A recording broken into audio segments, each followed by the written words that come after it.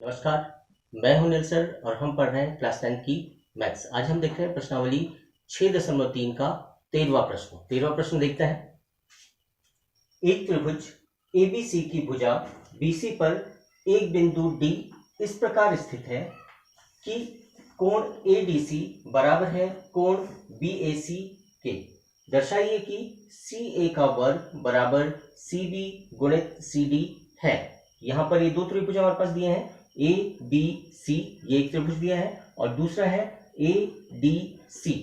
यहाँ पर ये समकोण त्रिभुज है, बी ए सी भी समकोण त्रिभुज है और ए डी सी भी समकोण त्रिभुज है। तो यहाँ पर देखते हैं हम सबसे पहले हल दिया है कोण एडीसी बराबर है कोण बीएसी के। एडीसी एडीसी बराबर है बीएसी के, दोनों 90 अंश के कोण हैं। सिद्ध करना है हमें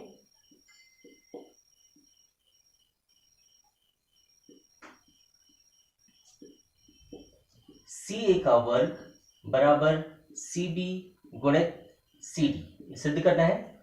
उत्पत्ति देखते हैं।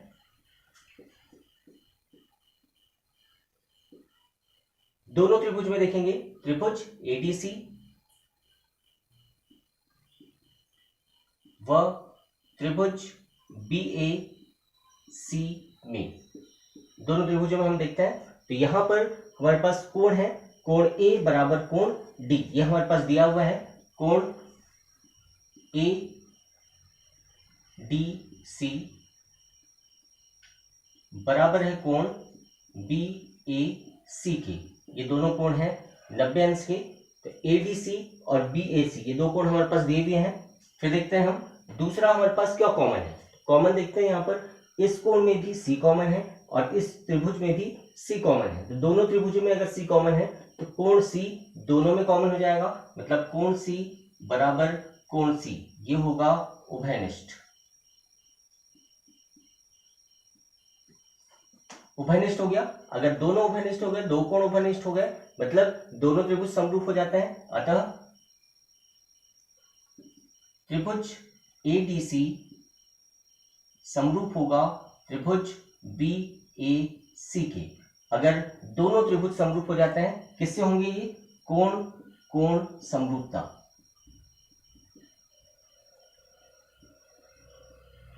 कोण कोण समरूपता से दोनों कोण समरूप हो गए हैं। अगर समरूप होते हैं तो इनकी भुजाएं अनुपातिक होती हैं। अनुपातिक होती हैं तो यहाँ पर देखते हैं हम, यहाँ पर क्या क्या सिद्ध करना है हमको। सी का वर्ग बराबर सी बी बटे सी डी। तो यहाँ पर देखते हैं ए सी बटे बी सी,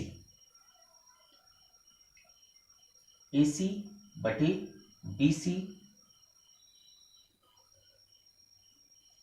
बराबर हो जाएगा, ए सी बटे बी सी बराबर हो जाएगा सी डी बटे ए सी।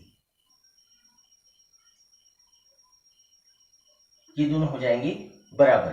किससे होंगे?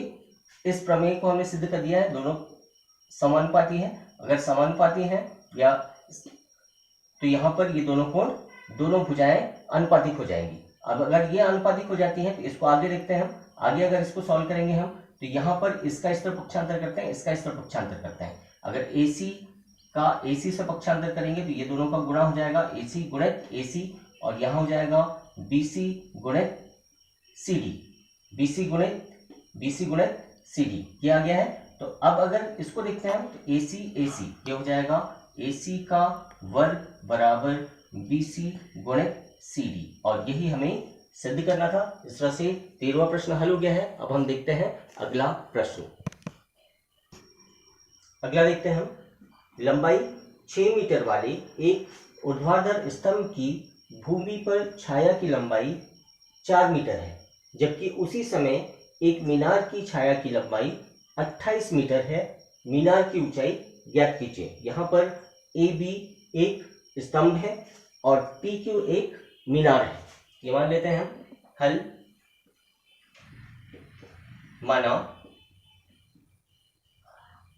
AB एक स्तंभ है तथा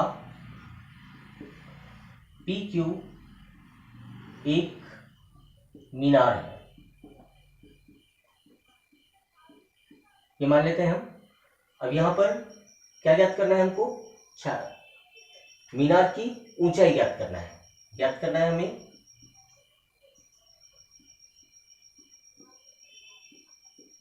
मीनार की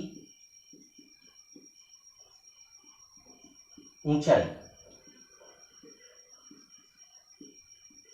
मीनार की ऊंचाई ज्ञात करना है। हल करते हैं हम।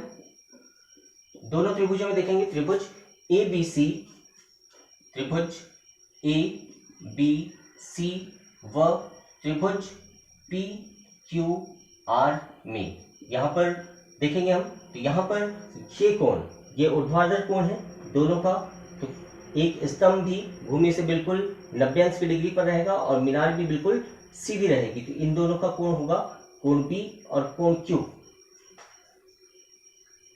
कोण बी बराबर कोण क्यू, ये दोनों होंगे 90 अंश की, 90 अंश के होंगे। और दूसरा हमारे पास ये कोण होगा सूर्य का उन्नयन कोण। उन्नयन कोण अगर देखेंगे हम, तो दोनों पर सूर्य का उन्नयन कोण बराबर होगा, अर्थात कोण सी बराबर कोण आर। कोण सी बराबर कोण आर। सूर्य का उन्नयन कोण,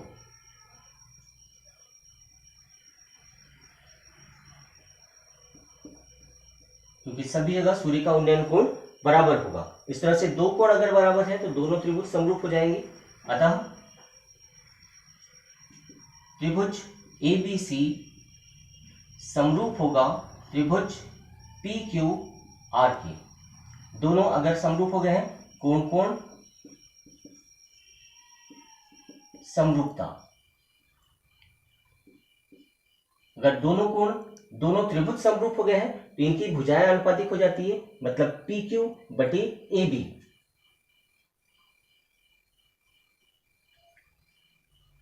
बराबर हो जाएगी आर क्यू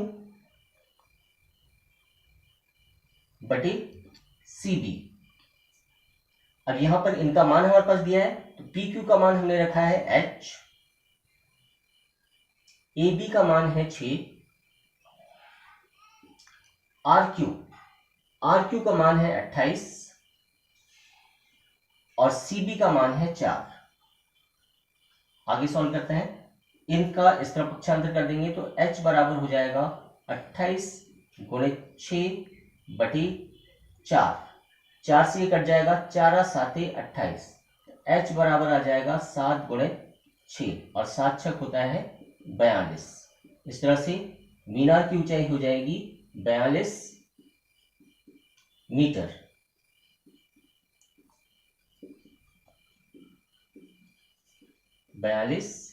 हो जाएगी। इस तरह से 15 प्रश्न भी हल हो गया है। अब हम देखते हैं अगला प्रश्न। अगला प्रश्न देखते हैं। एडी और पीएम त्रिभुजों एबीसी और पीक्यूआर की क्रमशः मध्यिकाएं हैं, जबकि त्रिभुज एबीसी समरूप है त्रिभुज पीक्यूआर के। सिद्ध कीजिए कि AB बटे PQ बराबर AD बटे PM है। यहां पर सिद्ध करना है हमको AB बटे PQ बराबर AD बटे PM है, यह हमें सिद्ध करना है। तो आइए देखते हैं। दोनों त्रिभुज हैं हमारे पास, दिया है त्रिभुज ABC समरूप त्रिभुज PQR, यह हमारे पास दिया हुआ है। सिद्ध करना है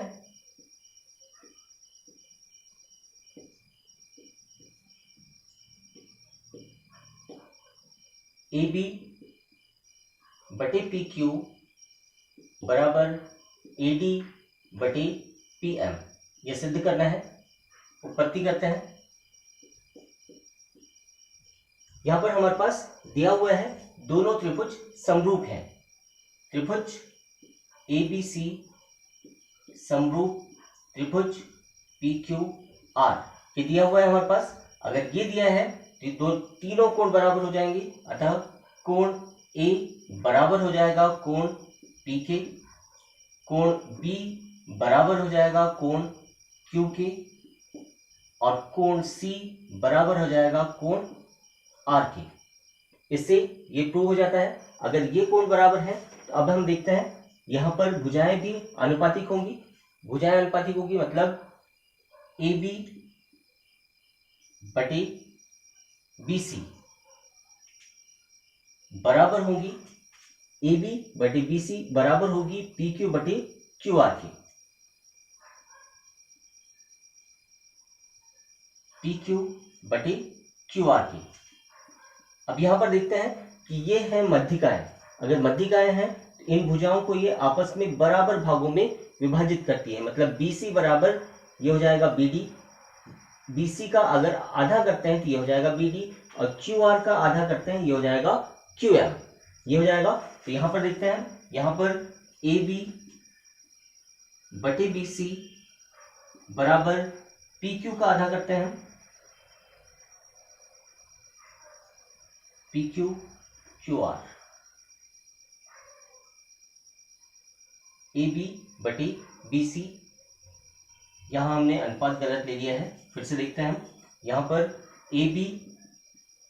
AB का अनुपात होगा PQ और BC का अनुपात होगा QR। क्या अनुपात होगा, फिर से देखते हैं हम।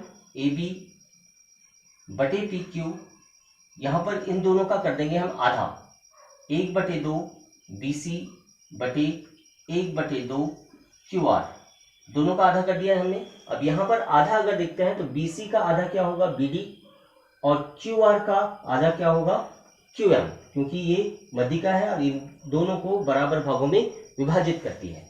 इस तरह से हो जाएगा AB बटे PQ बराबर BD, BD बटे QM। ये दोनों भुजाएं अनुपातिक हो जाएगी, AB AD PQ PM। अगर ये बराबर हो अनुपातिक हो जाती है और इनके बीच का कोण B और कोण Q, कोण B बराबर हो जाएगा कोण Q के। अगर ये हो जाता है तो ये दोनों त्रिभुज समरूप हो जाएंगे, त्रिभुज ABD समरूप हो जाएगा त्रिभुज PQM के। अतः त्रिभुज ABD समरूप होगा त्रिभुज PQM के। ABD समरूप होगा PQM के, और अगर दोनों त्रिभुज समरूप होते हैं तो क्या हो जाएगा, दोनों त्रिभुज अगर समरूप होते हैं तो यहां पर इनकी भुजाएं अनुपातिक हो जाएंगी। अगर दोनों त्रिभुज समरूप होते हैं, किससे किया है हमने, भुजा कोण भुजा से। अतः AB बटे PQ बराबर हो जाएगा AD बटे PM, और यही हमें सिद्ध करना था। AB बटे PQ बराबर AD बटे PM, यही हमें सिद्ध करना था। इस तरह से प्रश्न 16 भी हल हो गया है। अगर वीडियो पसंद आया है प्लीज शेयर करें, लाइक करें, सब्सक्राइब करें। धन्यवाद।